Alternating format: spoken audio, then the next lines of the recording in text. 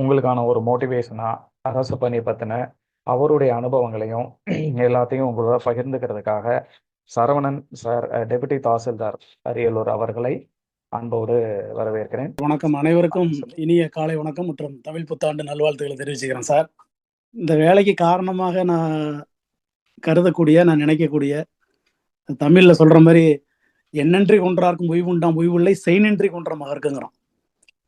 இது நான் என்னுடைய கோட்பாடை நினைச்சு வாழ்றேன். நான் என்னோட ஆசிரியர்கள் தமிழ் ஐயா Thiru Selvaraj, botany Murugesan, physics Nandakumar, chemistry Sivakumar, எனக்கு மேக்ஸ் எடுத்த 2 பேர், நடராஜன் சார், தியாகராஜன் சார், இன்னொரு சார் ஜிகே எடுத்தாரு.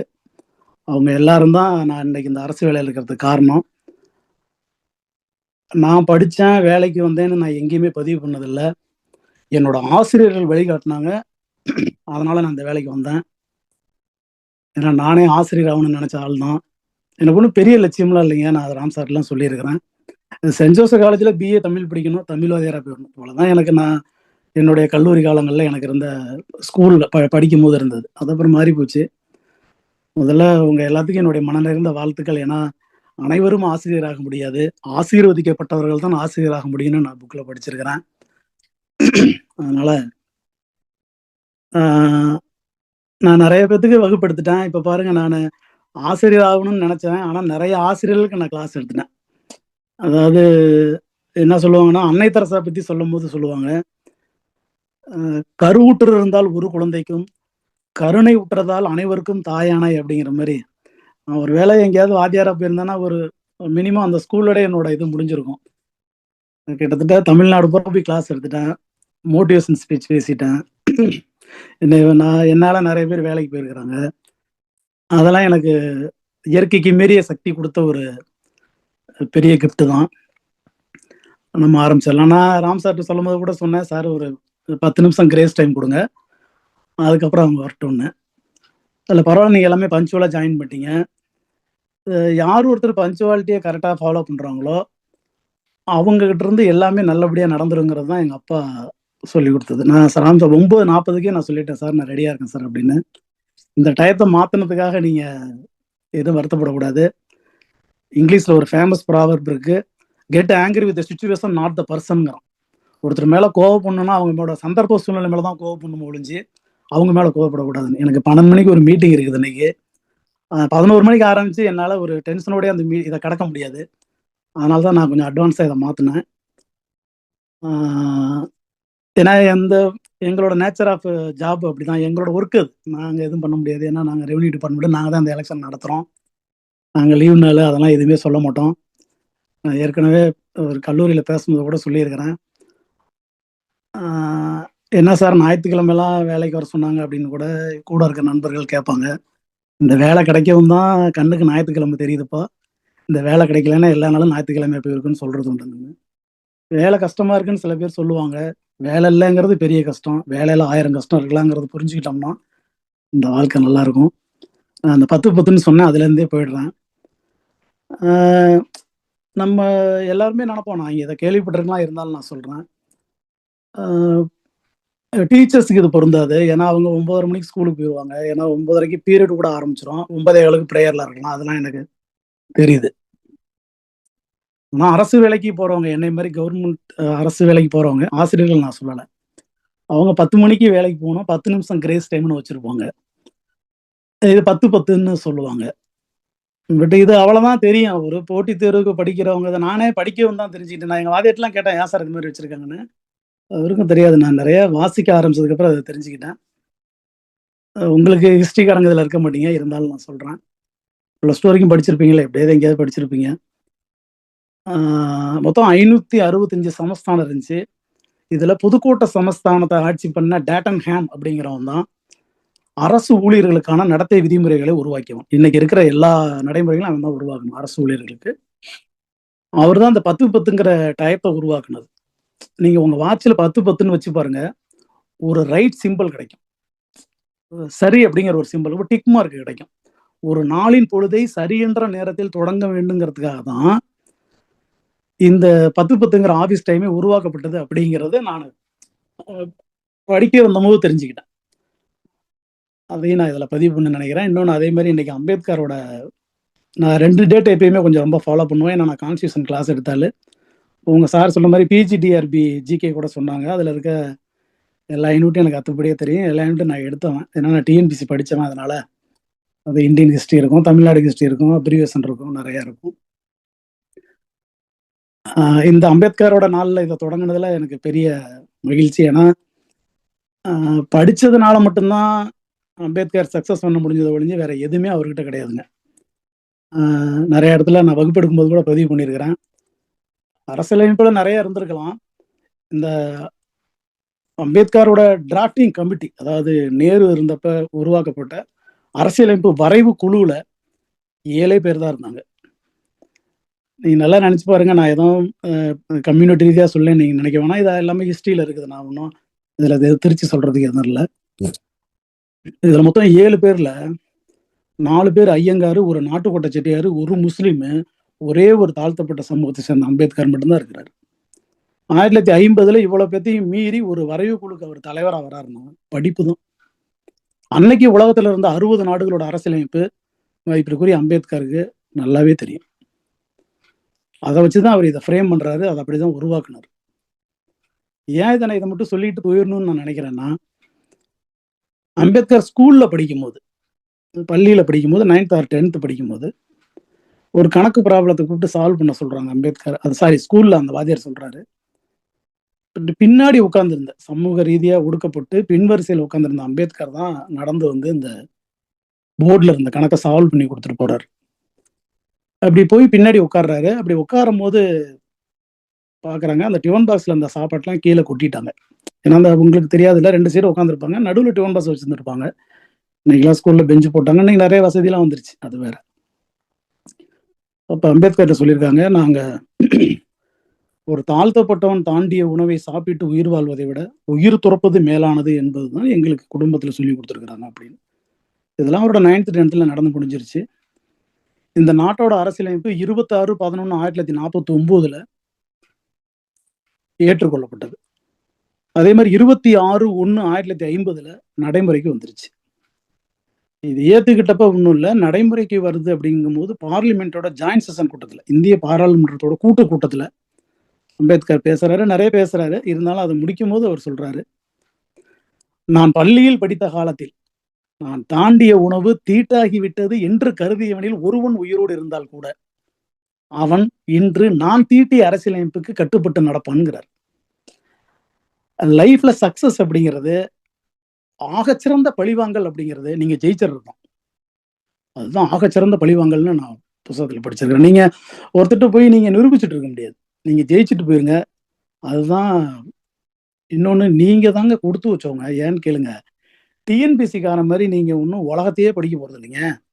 முதல்ல நீங்க அந்த மைண்டுக்கு முதல்ல வந்துரணும். நான் எப்பயுமே வகுப்புல சொல்றது உண்டு. டிஎன்பிசி படிக்கிறவங்கிறவன் பொண்ணு தேடி கல்யாணம்ன்ற மாரி ஊரே சீப்போட்டு சின்னப்பட்டு போய் கிடப்பான். ஒரு வீட்டு போய் உட்காரணும். அந்த பொண்ணு டீ தட்டுல வச்சு எடுத்துட்டு வரணும். இவன் வெக்கப் பண்ணணும். அது அவன பார்க்கணும். ஃபோன் நம்பர் வாங்கணும். பெரிய ஒர்க் அது. பேசுறதுக்கு ஃபோன் நம்பர்லாம் வாங்கணும்ல, எவ்வளோ கஷ்டம். டிஆர்பி அப்படி கிடையாதுங்க. உங்க கூடயே தான் கிடந்துச்சு. 110 உங்க கூடயே இருந்தது சப்ஜெக்ட். 30 கொஸ்டின் உங்க கூடயே தான் இருந்துச்சு. அது ஏதோ பிஎட்ல படிச்சிருப்பீங்க சைக்காலஜின்னு. மீதி 10 கொஸ்டின் தான் அந்த ஜிகே இருக்குல்ல அது. அது என்னன்னா, நீங்க கமலஹாசன் சொல்ற மாரி, கடவுள் இருந்தா நல்லா இருக்கும் அப்படிம்பாரு. கடவுள் இருக்காரான்னு கேட்டதுக்கு, கடவுள் இருந்தா நல்லா இருக்கும் அப்படிம்பாரு. அதே மாரி இந்த 10 கொஸ்டின் இருக்குல்ல ஜிகே, இருந்தா நல்லா இருக்கும். இல்லாட்டி ஒண்ணும் நிக்காது. ஏன்னா உங்ககிட்ட சாப்பாடு, பொரியல்லாம் இருக்குது. அது உங்க கூடயே இருக்கிறது. இந்த 10 கொஸ்டின் ஊர்க்கா மாரி. ஊர்க்கா இல்லாட்டி ஒண்ணும் உசுறு போவாதே. ஈஸியா இருக்குது எது தெரியுமா? பிஜிடிஆர்பி படிக்கிறது தான். உங்கள ஏதாவது புதுசா படிக்க சொல்றாங்களா? எதுவுமே சொல்ல மாட்டாங்களே. அதனால அத நோக்கி நீங்க முழுமையா பயணம் பண்ணணும். இந்த இந்த டிஆர்பிய நீங்க ரொம்ப சின்சியரா தான் படிக்கணும். நீங்க உடனே எப்ப சார் கால்ஃபர் வரும் அப்படின்லாம் கேட்கக்கூடாது. நான் ராம் சார்ட்ட சொன்ன மாரி நான் முதல்ல என்னைய பத்தி கொஞ்சம் சொல்லிடுறேன். நான் உங்களுக்கு இத சொல்லி தான் ஆகணும். வேற வழி இல்ல. நான் இத எல்லா இடத்துலயும் பதிவு பண்ணியிருக்கிறேன். முதல்ல நான் இந்த இடத்துல இருக்கிறதுக்கு காரணம் என்னுடைய அப்பா, 2வது என்னோட ஆசிரியர்கள். 2டே பேர் தாங்க. வேற எல்லாம் நான் சும்மா எல்லாத்தையும் சொல்லிட்டு இருக்க முடியாது. அப்படிலாம் எதுவும் கிடையாது. என்னோட பயணித்த 16 நண்பர்கள். நாங்க ரூம் எடுத்து தான் தங்கி படிச்சோம். நான் முதல்ல பிரைவேட்ல ஒர்க் பண்ணிட்டு இருந்தேங்க. திடீர்னு எனக்கு 29 வயசு ஆகும்போது வருஷம் 2006ங்க. அதுக்கு முன்னாடி 2001 2006 நீங்க ஏன் சார் எக்ஸாம் படிக்கல நீங்க கேட்கலாம். அப்ப எக்ஸாமே இல்ல. ஒருவேளை 2000க்கு முன்னாடி பிறந்து படிச்சுட்டு இருந்தவங்களுக்கு என்னமோ தெரியலாம். பின்னாடி பிறந்து படிச்சவங்களுக்கு இது தெரிய வாய்ப்பு இல்லை. அப்ப வேலை நியமன தடை சட்டம்னு அந்த அரசாங்கம் போட்டுருந்துச்சு. அதான் அரசு வேலைக்கு ஆள் எடுக்க மாட்டாங்க. 2006ல கலைஞர் முதலமைச்சர் ஆகிறாரு. அப்பதான் டிஎன்பிசி போட்டித் தேர்வுலாம் வைக்கிறாரு. நான் 29 வயசுல தான் எக்ஸாமுக்கே படிக்க வரேனே. நான் படிக்க போறத டிசம்பர் 24 2006. நான் முதல்ல சென்டருக்குள்ள நுழைஞ்சேன்ல, அப்ப நான் நினைச்சேன், என்னடா அது நம்ம டிசம்பர் 24 போறோமே, இன்னைக்கு ஏதாவது டேட் அண்ட் ஈவெண்ட்ஸ்ல எதுவும் கொஸ்டின் இருக்கா? உங்களுக்கு கூட ஜிகேல டேட் அண்ட் ஈவெண்ட்ஸ்னு ஒரு கொஸ்டின் இருக்கும். ஆமால, இன்னைக்கு பெரியாரோட நினைவு நாள் இல்ல, ரைட் போகும் அப்படின்னு நினைச்சிட்டு போனேன். இது எப்படியே வச்சுங்க. நான் கிளாஸ் எடுக்கும் போது சொன்னேன், உங்களுக்கு எவரிடே சயின்ஸ்னு ஒரு யூனிட் இருக்கும் ஜிகேல. அப்ப நான் கிளாஸ்ல பதிவு பண்ணும்போது சொன்னேன், இந்த எடிசன் இருக்கார்ல, கரண்டை கண்டுபிடிச்சாரு, லைட்டை கண்டுபிடிச்சாரு, டங்ஸ்டன் மின்னில் அப்படிலாம் சொல்லுவாங்கல்ல, அவர் அதை கண்டுபிடிச்சது 1879. நான் எடுக்கும்போது பதிவு பண்ணியிருக்கிறேன், எடிசன் கரண்டை கண்டுபிடிச்சது 1879. அதனால இந்த நாட்டுக்கு ஒளி வந்திருக்கலாம். அதே வருஷத்துல ஒருத்தர் பிறந்தாரு, அவர் தந்தை பெரியார், 1879. அதனால இந்த சமூகம் ஒளி விட்டுறது அப்படின்னு நான் சொல்றது. சரி, அப்படியே போவோம். நான் முதல்ல படிக்க போயிட்டேன். அதுக்கு முன்னாடி எங்க அப்பா என்ன பண்ணாரு, எப்படியாவது என்னை ஒரு இடத்துல கட்டி கொடுத்துடணும்னு ரொம்ப முயற்சி பண்ணாரு, கல்யாணம் பண்ணி கொடுத்துடணும் அப்படின்னு. ஏன்னா அவர் 29 வயசுல கல்யாணம் பண்ணிட்டாராம். அதனால நானும் பண்ணணுமா. இருந்தாலும் நானும் அவரோட எப்பயுமே நான் எங்க அப்பாவை மீற மாட்டேன். ஏன்னா தந்தை சொல்மிக்க மந்திரம் இல்லைன்னு வாழ்றேன் நான் இந்த செகண்ட் வரைக்கும். அப்ப நானும் போனேன். அப்படி பஸ்ல போகும்போது கூட நினைச்சேன், என்னை எங்க அப்பா மே 15 தாங்க பொண்ணு பார்க்க கூட்டிட்டு போனாரு. பஸ்ல போறப்ப நினைச்சேன், ஆமா மே 15ல ஏதாவது கொஸ்டின் இருக்கா அப்படின்னு நினைச்சு பார்த்தேன். அது ஏதோ உலக குடும்ப தினம்னு போட்டுருந்துச்சு. என்னோட மைண்ட்ல ஓட்டிட்டு இருந்தேன். நான் ஒன்னும் எதுலயும் 2006 செல்லுல எல்லாம் தேட முடியாதுங்க. இப்ப நான் சொல்றது சரியா தப்பான்னு நீங்க உங்க ஸ்மார்ட் போன்ல பாத்திரலாம். நான் படிச்சப்ப ஸ்மார்ட் போனே இல்ல. ஆனா ஸ்மார்ட் போன் இல்லாதப்ப படிச்சேன். நான் தான் ஸ்மார்ட்டா ஜெயிச்சு வந்து உட்காந்துருக்கிறப்ப.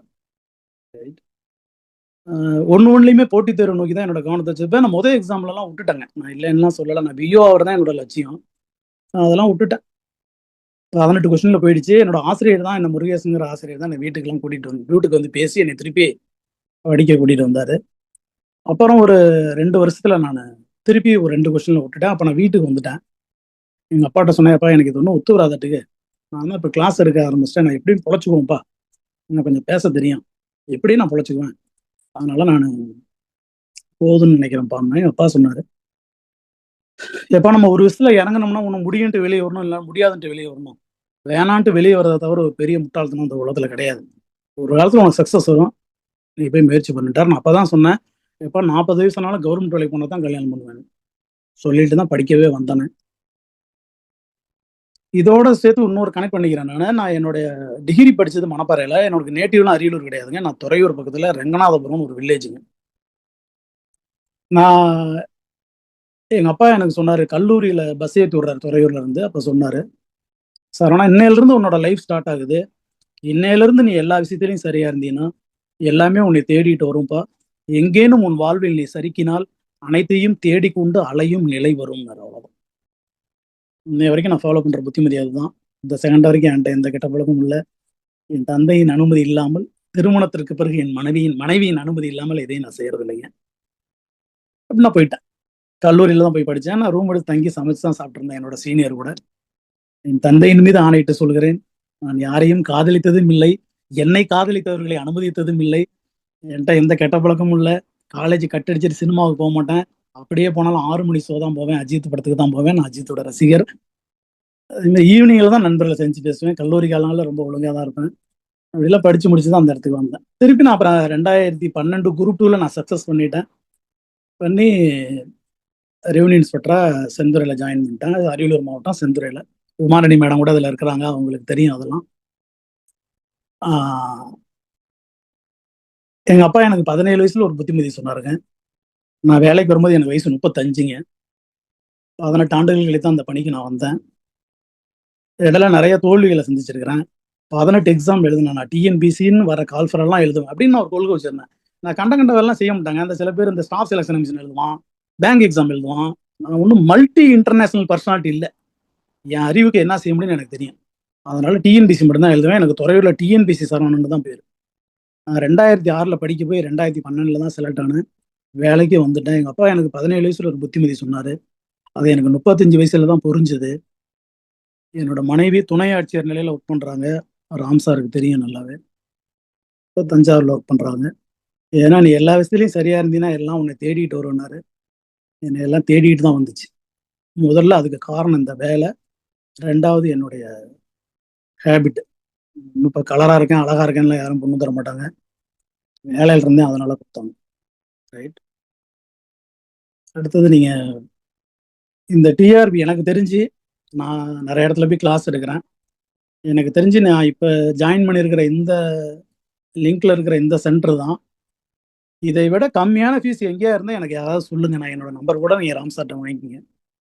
எங்கேயா இருந்தா எனக்கு சொல்லுங்க. நானே கூட யாரையாவது அங்க சேர்த்து விடுறேன். எனக்கு தெரிஞ்சு இவ்வளோ ஃபீஸ் கம்மியான ஃபீஸ் இல்ல. இத முதல்ல பயன்படுத்திக்கங்க.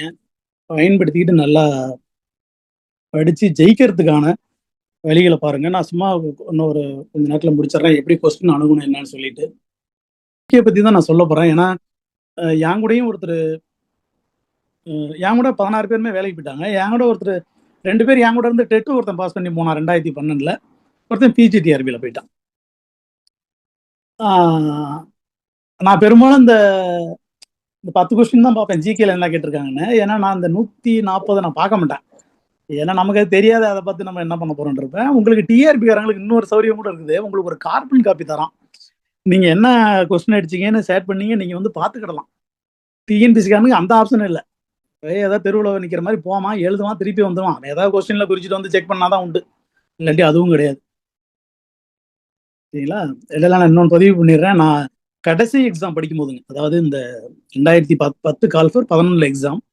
நான் படிக்கும்போது அப்ப 3310ன்னு ஒரு ஃபோன் எங்க அப்பா எனக்கு குடுத்திருந்தாரு.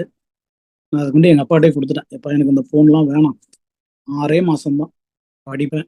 வேலை கிடைக்கலன்னா இதுக்கப்புறம் எக்ஸாம் படிக்க மாட்டேன்னு" சொல்லிட்டு தான் படிச்சேன். அந்த எக்ஸாம்ல தான் நான் செலக்ட் ஆனேன். நான் சொல்லிட்டு தான் வந்தேன். எங்க வாத்தியார் கேட்டாரு என்னைய, "என்ன சரவணன் தர கிடைச்சிருமான்னு?" கேட்டாரு. நான் அப்பயே என் வாத்தியார்ட்ட சொன்னேன், "சார் பாஸ் பண்ணிருவேன். அதுல ஒண்ணும் மாற்றம் இல்ல. ஊர் தான் சார் தெரியல. போஸ்டிங் தெரியலன்னு" நான் சொன்னேன்.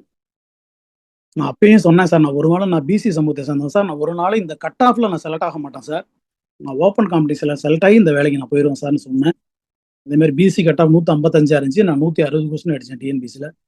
அடிச்சு அந்த வேலைக்கு வந்தேன். நல்லா புரிஞ்சுங்க. போட்டித் தேர்வுங்கிறது படிக்கிறது இல்ல, கத்துக்கிறது. படிச்சவங்க தோத்து போயிருக்கலாம். கத்துக்கிட்டவங்க தோத்ததில்ல. நான் என்னோட என்னோட டிஎன்பிசிக்கு போகும்போது டெய்லி ஒரு ஸ்கூல கடந்து தான் போவேன். அந்த ஸ்கூல்ல விளைவே எழுதி போட்டிருக்கோம். ஆற்றலை விட ஆர்வமே வெற்றிக்கு காரணம். ஆற்றல் இருக்க ஆர்வம் தான் உங்க வெற்றிக்கு காரணம். சார்லஸ் பக்ஸ்டைன் அப்படின்னு போட்டிருப்பாங்க. ஏன்னா உங்களோட படிப்பு ஒவ்வொருத்தருக்கும் மாறுபடுங்க. படிக்கிற கெப்பாசிட்டி மாறுபடும். ஏன்னா என்னோட கல்லூரியில கூட நான் செகண்ட் கிளாஸ் தான். எங்ககிட்ட ஒருத்தன் படிச்சு யூனிவர்சிட்டி கோல்டு மெடல் வாங்கினான். அவன் எங்கேயோ மார்க்கெட்டிங்ல போய் தூக்கிட்டு சுத்திட்டு இருக்கிறான். நான் தான் அரசு வேலைக்கு வந்தேன். இன்னொன்னு, "நீ எல்லாம் எங்க உருப்பட போறேன்னுலாம்" என்னைய நினைச்சாங்க. ஏன்னா நான் செகண்ட் கிளாஸ் தான் எல்லாத்துலயுமே. எங்க வாத்தியார் மட்டும் "ஒன்றும் பிரச்சனை இல்லை சரவணா, நல்லா படி, ஏதாவது வாய்ப்பு இருந்தா வா பேசுவோம்" அப்படிம்பாரு. நான் அதே கல்லூரிக்கு 2017ல how to face competition examination போய் ஒரு 3 மணி நேரம் செமினார் பேசிட்டு எங்க வாத்தியார்ட்ட சொன்னேன், "சார் யூனிவர்சிட்டி கோல்டு மெடல் இங்க வர முடியல. நான் செகண்ட் கிளாஸ் தான் சார் வந்து இந்த மாதிரி பேச முடியுது. ஏன்னா அவன் படிச்சவன் சார், நான் உழைச்சவன் சார். அதனால ஜெயிச்சேன்." எனக்கு டிஎன்பிசில தமிழ்ல 100 கொஸ்டினுங்க. 100க்கு 97 ரேட்டுங்க. இதுல என் கூட ஒருத்தன் தங்கியிருந்தான். அவன் எம்ஏ தமிழுங்க. அவன் 95 தான் ரேட். அவன் கூட என்ன கேட்டான், "எப்பட்றா நீ என்னை விட 2 கொஸ்டின் கூட அடிச்ச?" அப்படின்னு.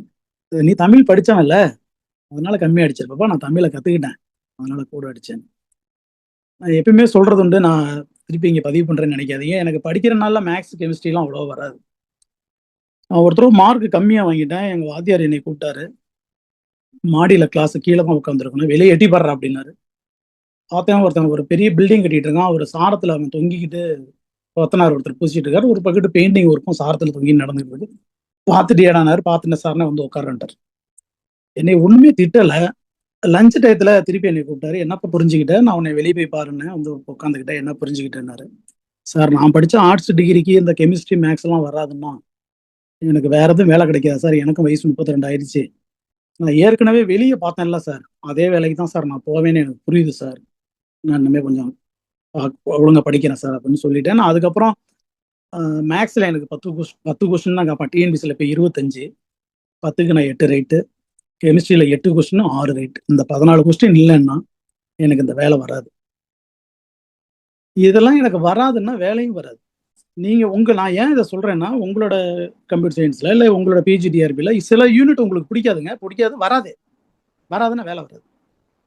நல்லா புரிஞ்சுங்க. வேற ஆப்ஷன் கிடையாது உங்களுக்கு. நீங்க இந்த வேலைக்கு போய் தானே ஆகணும். அதனால அத மனசுல வச்சுட்டு நீங்க படிக்கணும். நான் அங்க திருப்பி அந்த என் கூட படிச்சாலும் ஒருத்தர் பிஜிடிஆர்பி அங்க வந்துடுறேன். அந்த பையன்ட்ட அவன் வந்தான் சும்மா. அப்போ ஒரு கொஸ்டின் கேட்டான். சும்மா இந்த 110ல ஏதாவது ஒரு கொஸ்டின் சும்மா கொஞ்சம் இது மாதிரி ஒரு கொஸ்டின் கூட வந்துடும். ஃபுல்லாவே சப்ஜெக்டா வராதுன்னு சொல்ல முடியாதுல்ல எம்எஸ்சி ஜுவாலஜில. அதுல ஒரு கொஸ்டின் கேட்டிருக்கான், இதயம் எப்போது ஓய்வெடுக்கும் அப்படின்னு. ஒரு ஒண்ணுமில்லாத கொஸ்டின் அது. ஆப்ஷன் ஏ தூங்கும்போது, ஆப்ஷன் பி இரு இதய துடிப்புக்கு இடையில், ஆப்ஷன் பி அவ்வப்போது, ஆப்ஷன் டி இவற்றில் எதுவும் இல்லைன்றது.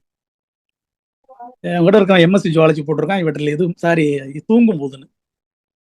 பட் நான் பார்த்துட்டு கேட்டேன், என்ன மாப்பிள்ள தூங்கும் போதுன்னு போட்டிருக்க அப்படின்னு. ஏன் அப்புறம் தூங்கும்போது அது ரெஸ்ட் எடுக்காதா அப்படின்னு. தூங்கும்போது அது தூங்குனா எப்படா நீ காலைல எழுந்திரிப்ப, நீயும் இல்ல பர்மனண்டா தூங்கிடுவ. சரி உடம்புல அதெல்லாம் அப்படின்னா இவற்றில் எதுவும் இல்லை தான் ஆன்சர். அது நான் இதான் சொல்ல வரல. ஆனா அவன் 113 150க்கு நல்லா புரிஞ்சுங்க. வேலைக்கெல்லாம் போயிட்டான். நல்லா புரிஞ்சுங்க. எவ்வளவு தூரம் நீங்க படிச்சாலும் உங்களை இது சறுக்கும். அதாவது நீங்க தெரிஞ்ச கொஸ்டினுக்கு ஆன்சர் எழுதும் போது ரொம்ப கவனமா இருக்கணும். நான் எப்பயுமே சொல்றது உண்டு, ஒரு கொஸ்டின் தெரியலன்னா ஜம்ப் ஆகி அப்படியே போயிடுங்க. உங்களுக்கு எங்கேயாவது ஒரு கட்டத்துல 110 கொஸ்டினோ 120 கொஸ்டினோ தாண்டும் போது கூட உங்களுக்கு நினப்பு வரும்.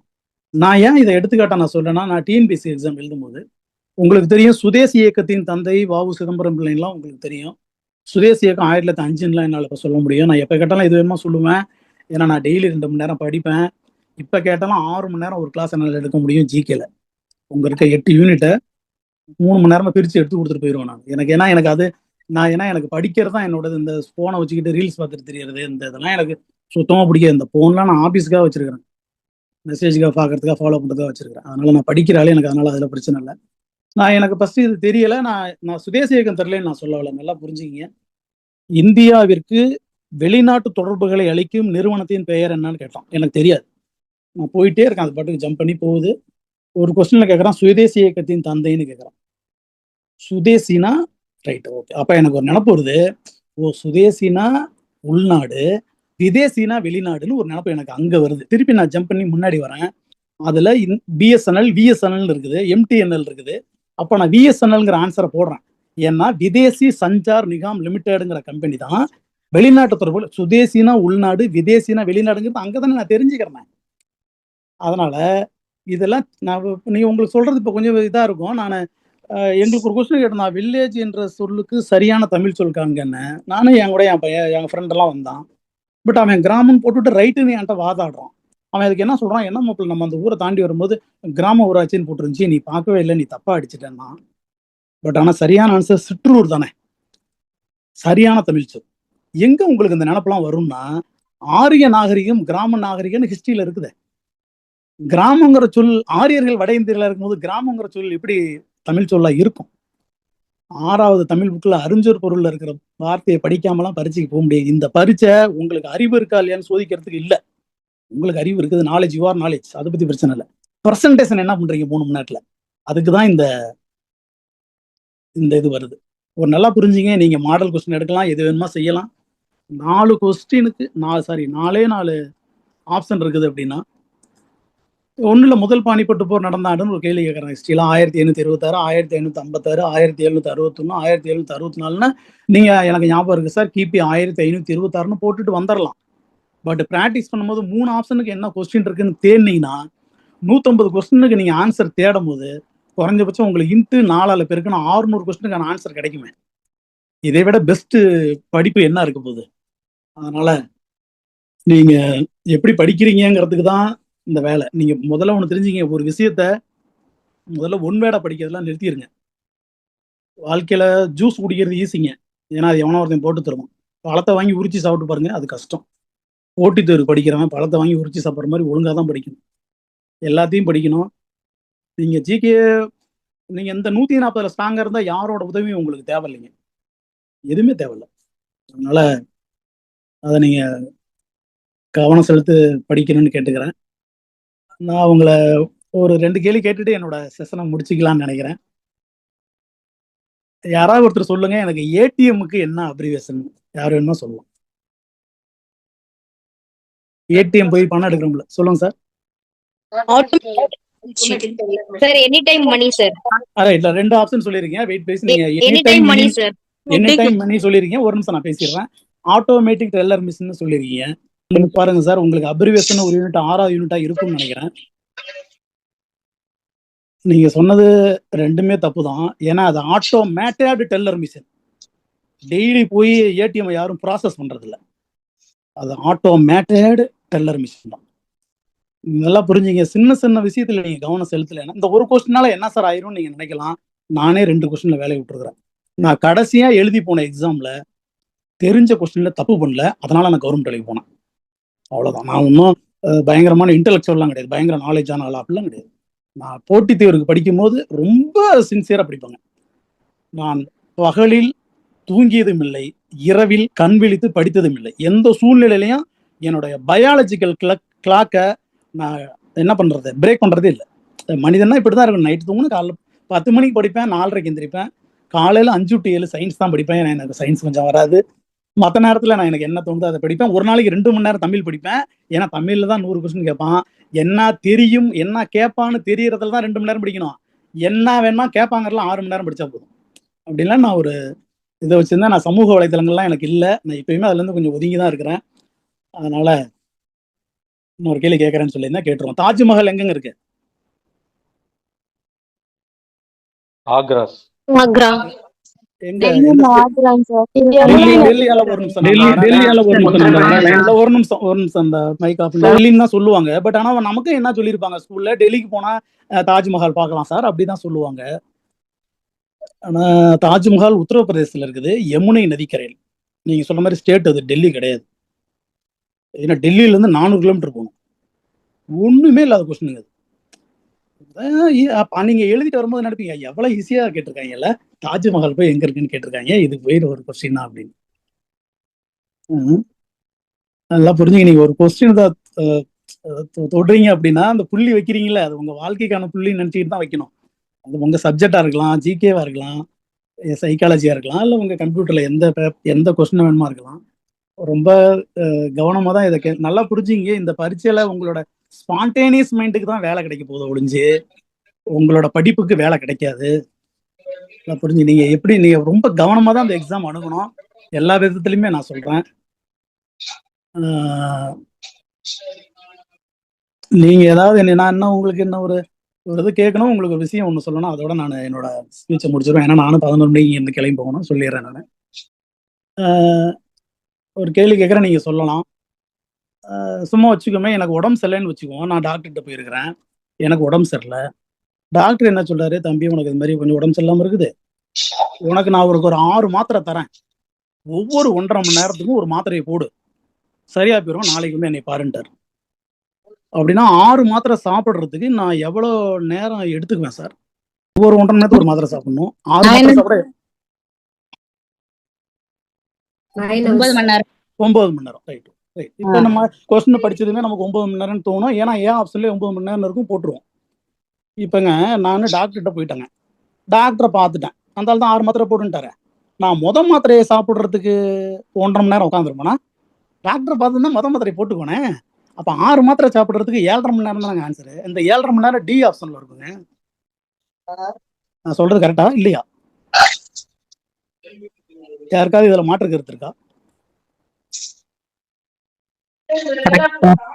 நான் என்ன சொல்றேங்க, நல்லா புரிஞ்சுங்க. இது ஒரு ஈஸியான கொஸ்டின் தான். நீங்க என்ன பண்ணிருப்பீங்க, 6 மாத்திரை சார், 6 6 சார், 6 3 9 சார், மொத்தம் 9 மணி நேரம் சார், ஆப்ஷன் 7 இருந்துச்சு சார், நான் போட்டுட்டு வந்துட்டேன் சார் அப்படின்னு. பட் ஆனா அது எப்படி, ஏன் கொஞ்ச நேரம் திங்க் பண்ண என்னன்னு, மாத்திரைக்காக 1.5 மணி நேரம் யாருமே இந்த நாட்டில் காத்திருக்க மாட்டானே. 7.5 மணி நேரங்கிறது டி ஆப்ஷன்ல இருக்கும். நான் எழுதும்போது ஒரு கொஸ்டின் கேட்டிருந்தாங்க, நான் எக்ஸாம் போகும்போது ஒரு கொஸ்டின் கேட்டிருந்தான். நல்லா புரிஞ்சு, உங்களுக்கு ஒரு புத்தகம் பரிசாக கிடைத்தது, அதன் மதிப்பு 100 ரூபாய், இதை 120க்கு விற்றால் எவ்வளவு லாபம்னு கேட்டான். என் கூட இருந்த எல்லாரும் 20 ரூபான்னு போட்டான். ஏன்னா அவன் என்ன பண்ணிருக்கான், 120 ரூபா வித்துட்டானா, 100 ரூபா புக்கான், 120ல இருந்து 100 கழிச்சானா 20 ரூபா அவனுக்கு லாபம் கிடைச்சிருச்சான். நான் மட்டும்தான் 120ன்னு போட்டேன். நல்லா புரிஞ்சு, கொஸ்டின் 2 தடவை படிக்கணும் சார். உங்களுக்கு ஒரு புத்தகம் பரிசாக கிடைத்தது, அவன் ஒரு இடத்துல கூட இந்த புத்தகத்தை நீங்கள் விலை கொடுத்து வாங்கினீர்கள்னு அவன் சொல்லலையா. 100 ரூபா கொடுத்து வாங்கினேன்னு உங்கள்கிட்ட சொன்னானா? இந்த புத்தகம் உங்களுக்கு பரிசாக கிடைத்தது, மதிப்பு 100, 120 வித்த, எவ்வளவு லாபம்னு கேட்டான். அப்புறம் எப்படி நீங்க 20 ரூபான்னு போடலாம்? நல்லா புரிஞ்சுங்க. இந்த இந்த இந்த கொஸ்டின்ங்கிறது நீங்க நினைக்கிற மாதிரி சார் நான் சொல்றேன், இந்த போட்டித் தேர்வுங்கிறது இதுக்கு பேரே போட்டித் தேர்வுங்க. நீங்க நல்லா புரிஞ்சுங்க. என்ன சார் நீங்க என்னன்னு தெரியல சார், பிஜிடிஆர்பிலாம் 3 லட்சம் பேர் எழுதுறாங்க சார், போஸ்டே 1000 போஸ்ட் தான் சார் வந்திருக்கு, எங்க சப்ஜெக்ட்லாம் ரொம்ப கம்மி சார், எப்பயாவது தான் சார் எடுப்பாங்க. காரணம் சொல்லிக்கிட்டே இருக்கலாம் நீங்க. ஹிட்லரோட ஃபேமஸ் கோட் ஒண்ணு இருக்கு, நீ எத்தனை புயல்களை சந்தித்தாய் என்று உலகம் உன்னை கேட்காது, கப்பலை கரை சேர்த்தாயா என்றுதான் கேட்கும். நீ எவ்வளவு கஷ்டப்பட்டேன்னு இந்த உலகம் உன்னை கேட்கவே கேட்காது, இப்ப என்ன பண்றேன்னு தான் கேட்கும். உங்களை யாராவது கேட்க போறானா, நீ என்னப்பா இவ்வளவு கஷ்டப்பட்டியா, பயங்கரமா அவ்வளவு கஷ்டப்பட்டா படிச்ச, 4-5 வருஷமா படிச்சுக்கிட்டு இருந்த, எதுவுமே கேட்க மாட்டான், இப்ப என்ன செய்யறேன்னு கேட்போம். அதனால நீங்க அந்த மாதிரி இதெல்லாம் பண்ண முடியாது. நல்லா புரிஞ்சுங்க. மூச்சு விட்டு கொண்டு இருப்பவனெல்லாம் மனிதன் அல்ல, எவன் முயற்சி செய்து கொண்டிருக்கானோ அவன் தான் மனிதன்கிறான்.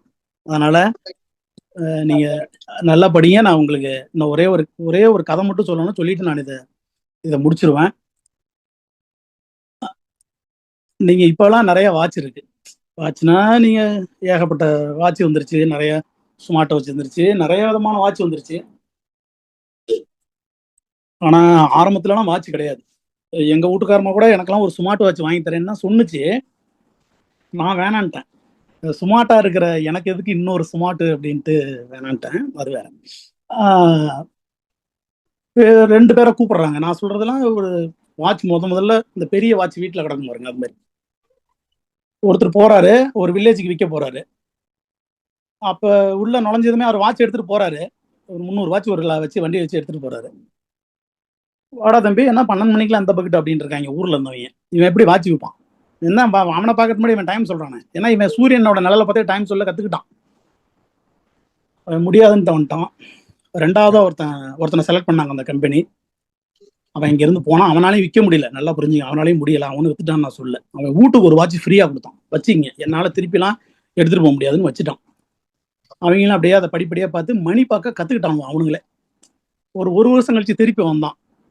அந்த 2வதா போனவன் அந்த ஊருக்கே வந்தான், சார் கம்பெனில என்னை திட்டுறாங்க, ஒண்ணு காசு கொடுங்க இல்லைன்னா வாட்ச் கொடுத்துருங்க அப்படின்னா. ஏன்னா நாங்க செவனேடு இருந்தோம்டா, இப்ப நாங்க மணி பார்த்து கத்துக்கிட்டோம்டா, எவ்வளோடான்னு சொல்ற, காசு கொடுத்துருன்னு சொல்லி காசு கொடுத்துட்டாங்க. அவன் 300 வாட்ச் காசு வாங்கி கம்பெனில கட்டிட்டான். இதுல இருந்து நான் உங்களுக்கு என்ன சொல்ல வரேன்னா, யாரோ ஒருத்தரால முடியாதுன்னு நினைச்ச விஷயம் இன்னொருத்தனால முடிஞ்சிருக்குது. நீங்க முடியாதுன்னு நினைக்கிறதுக்கு இந்த பிஜிடிஆர்பி இன்னொருத்தனால முடியதான் போகுது.